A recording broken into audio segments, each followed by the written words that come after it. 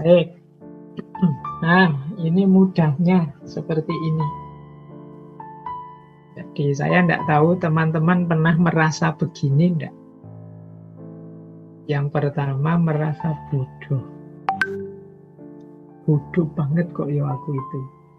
Kok enggak pinter toh ya, aku kok bolak-balik keliru. Ini rasa ini, kalau enggak dikontrol, enggak hati-hati, akan jatuh pada insecurity. Akhirnya kita disuruh ngapa-ngapain terus, wah enggak berani saya itu bodoh saya itu enggak pinter saya itu kalau ngomong agak enggak rapi, agak pelekak-pelekuk Nah ini rasa ini akan membawa kita pada insecurity. Kalau kita terus-terusan seperti ini ya kita ada di state insecure. Ini kan diksi yang sering kita dengar di sehari-hari biasanya sesama teman. Apalagi kalau kita punya teman pinter, sudah, pokoknya kita identifikasi diri kita itu sebagai orang yang bodoh. Atau yang kedua, tidak penting. Apa sih aku ini? Siapa sih aku ini? Aku ini ya orang biasa, bukan keturunan siapa-siapa. Bukan keturunan orang besar, bukan keturunan kiai, habib, bukan keturunan. Aku ini tidak penting sama sekali, tidak usah dihitung lah. Nah ini kalau kita punya feeling, punya rasa seperti ini, kita membaca, mengidentifikasi diri kita di titik semacam ini, ya kemungkinan kita punya gangguan insecurity tadi. Ini penting ya, kita coba kita punya rasa seperti ini enggak saat kita membaca diri kita. Apa memang misalnya teman-teman merasa minder karena bukan keturunannya orang besar misalnya. Apa memang menurut teman-teman keturunan orang besar itu sesuatu yang penting misalnya. Atau nilai di kelas itu sesuatu yang sangat penting sehingga disitulah parameternya kita bodoh atau enggak bodoh dan lain sebagainya. Yuk coba kita telusuri, apa kita punya gejala-gejala seperti ini, atau kita merasa di bawah standar dalam hal apapun, mungkin dalam hal kekuatan, mungkin dalam hal kecerdasan, mungkin dalam hal pergaulan. Misalnya teman-teman merasa, wah aku ini enggak gaul aku itu kalau sama teman itu kaku misalnya. Nah, terus kita semacam kecewa dengan diri kita sendiri. Wah aku itu enggak cocok kalau diajak acara-acara seperti itu, aku itu orangnya itu sulit misalnya. Itu pada kita sendiri. Nah ini kita merasa kita ini di bawah standar. Kita ini enggak sama dengan yang lain, kita ini ya levelnya level-level bawah lah.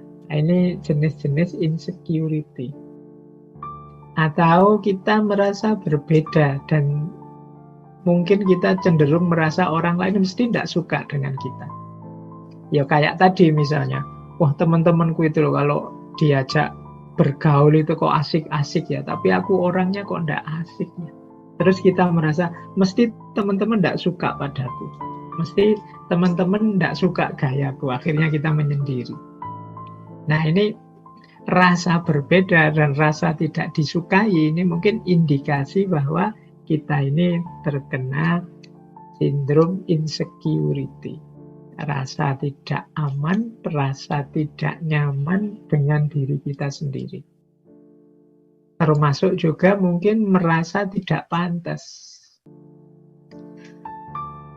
Aku ini tidak pantas kalau harus jadi ketua misalnya. Aku ini tidak pantas kalau jadi yang ngurusi. Aku ini tidak pantas kalau jadi. Nah, ini sering kita temui orang-orang yang seperti ini. Merasa dirinya tidak level, tidak pantas. Ya, dalam kadar tertentu untuk kesopanan misalnya, untuk tawaduk kalau dalam agama tidak masalah sih. Tapi kalau di level akut, ini bisa mengacaukan urusan. Kadang-kadang ya kalau kita dalam hal tertentu misalnya mau ngangkat ketua itu, wah semuanya tawaduk, semuanya merasa tidak pantas, semuanya merasa di bawah standar. Akhirnya bingung, ini yang mau jadi ketua siapa? Semuanya menolak, tidak ada yang percaya diri. Semuanya merasa, wah enggak, saya itu apa sih? Saya itu siapa sih? Nah ini yang sering jadi masalah sehari-hari kita. Jadi semua orang merasa minder, semua orang merasa tidak level. Nah, ini gejala-gejala ini coba deh teman-teman telusuri. Apa ada yang punya ini? Ya saya bilang tadi, dalam batas-batas untuk sopan santun basa-basi kadang-kadang ya kita monggo yang lebih baik saja, yang lebih ahli saja dan lain sebagainya. Tapi nanti kalau saatnya memang dibutuhkan ya kalau memang kita mampu ya kita turun saja, tidak masalah. Karena kalau semuanya saling merasa tidak pantas ya banyak hal nanti tidak jalan. Jangankan urusan besar, kadang urusan kecil saja. Misalnya siapa sih kita misalnya mau sholat, kadang-kadang kan siapa yang harus jadi imam. Wah itu masing-masing, kamu saja, monggo saja sampean, monggo saling mempersilahkan. Lama ndak sholat-sholat gara-gara rebutan siapa yang mau jadi imam. Nah, padahal kan kalau di fikih kan ada syaratnya, ya pokoknya yang bacaannya lebih bagus, yang lebih soleh misalnya. Tapi ketika semua orang, wah saya itu bacaanku jelek, padahal mungkin bacaannya bagus, wah saya itu tidak soleh Pak, saya bacaannya bagus tapi kurang soleh, monggo lah yang lebih pantas. Semuanya saling mempersilahkan, sholatnya akhirnya lama tidak jalan-jalan. Nah, ya memang kita di timur ini sangat dianjurkan untuk tidak sombong, sangat dianjurkan untuk rendah hati. Tapi rendah hati oke, tapi kalau rendah diri itu insecure. Jadi semoga teman-teman bisa cerdas membedakan mana rendah hati, mana rendah diri. Kalau rendah hati itu kita sadar kemampuan kita, kapasitas kita, tapi kita bisa memaklumi yang lain, bisa menerima kalau dan tidak marah, tidak tersinggung dan lain sebagainya kalau orang lain yang mungkin punya kompetensi, kapasitas seperti kita mendahului kita, tidak masalah. Nah itu namanya rendah hati. Oh monggo kalau ada yang memang merasa mampu silahkan. Nah itu namanya rendah hati. Tapi kalau rendah diri itu kita sama sekali tidak mau turun, kita merasa tidak layak, tidak pantas, tidak mampu. Mental seperti ini loh yang sering disebut sebagai insecure.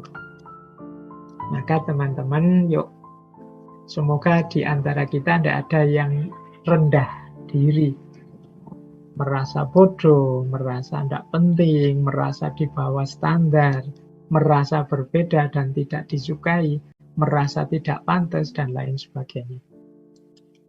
Dalam konteks yang sebenarnya, tidak sekedar hanya saat basa-basi atau saat demi kesopanan untuk tidak sombong, tapi benar-benar kita merasa seperti ini. Nah, itu namanya insecure. Nah, sekarang kita tengok dulu, kok bisa sih ya kita itu jatuh pada insecurity tadi. Jadi orang yang minder, jadi orang yang rendah diri. Itu kira-kira sebabnya apa sih? Nah, yang pertama, yang paling sering mempengaruhi kita, sehingga kemudian kita minder, sehingga kemudian kita rendah diri, merasa insecure dengan diri kita sendiri, itu adalah persepsi kita sendiri. Jadi cara berpikir kita sendiri, cara kita mempersepsi diri kita, menganggap diri kita. Bahkan mungkin orang lain tidak menganggap kita begitu. Kita saja yang menganggap diri kita serendah itu. Seperti quotes yang kita bahas minggu lalu ya, kalau kita saja menghargai diri kita serendah itu, bagaimana orang bisa menghargai kita tinggi? Ibaratnya orang jualan, itu kan kita sudah menjual diri kita sangat murah, menampilkan, menunjukkan harga kita itu sangat murah, sangat rendah. Ya pasti saja, tidak mungkin orang nawar, seandainya ini jual beli ya, orang berinteraksi nawar itu terus di atasnya. Kalau dari kita sendiri sudah rendah, ya orang bahkan bisa lebih rendah dari itu. Nah ini kan kalau di minggu lalu ketika kita bahas people pleaser. Nah persepsi orang-orang yang insecure ini terhadap dirinya juga begitu. Dia tidak memahami, mengakui, apalagi mensyukuri bahwa dalam dirinya itu banyak sekali keistimewaan-keistimewaan. Dalam diri kita itu banyak sekali potensi-potensi untuk bisa kita hidupkan. Kita terlanjur menganggap diri kita rendah, akhirnya ya kita tidak ngapa-ngapain. Atau kadang-kadang standar yang kita ikuti. Jadi salah standar. Misalnya ya, hari ini kan kayak tadi banyak orang operasi plastik misalnya. Standarnya mana? Itu kan terus orang milih, ada yang milih standar gaya Korea mungkin, atau milih standar gaya Barat. Nah, ini namanya standar. Nah, ketika standar, saya tidak tahu apakah memang cantik itu harus versi Korea ataukah gagah itu versi Barat yang seperti apa. Tapi ketika ini standar ini sangat jauh untuk kita jangkau, tentu saja kita akan merasa diri kita sangat rendah. Oke, coba ngambil standar yang masuk akal saja, mungkin kita tidak jatuh pada insecurity. Kenapa kita mempersepsi diri kita terlalu rendah? Kemungkinan standar yang kita ikuti, kita tetapkan terlalu tinggi. Atau terlalu tidak nyambung dengan kita.